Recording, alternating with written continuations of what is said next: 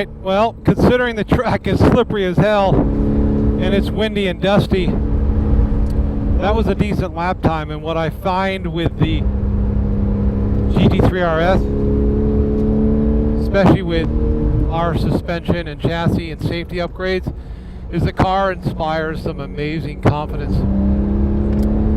And obviously with confidence you can push the car so much harder and feel controlled, or at least within your limits, and that's how you get lap time. The brakes are amazing on this thing too. I can trail brake and then taper off and get that car, the front end and the nose planted all the way through the entry.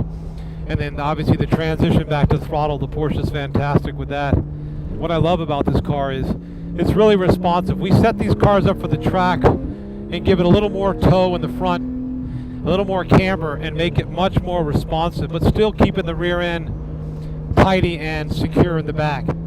So in the high speed sections, the car is very planted with the aero, but in the slow speed stuff, a lot of mechanical grip with the alignment settings that we put together to make these cars so track worthy. And then we have a middle ground suspension setting, which allows us to set the car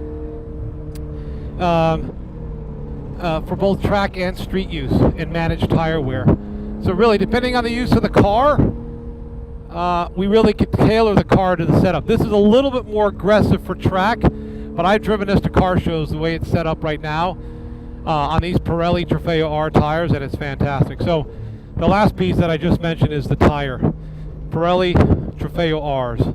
They are by far the standard bearer right now for a pseudo street, but primarily a track-based tire, and they're unbelievable. Predictable, stable, consistent, and I just love the feel that they give me, the feedback in the steering. So with all that said, I'm really pleased with how these tires perform, and I know exactly what I'm going to get every time I get into the car.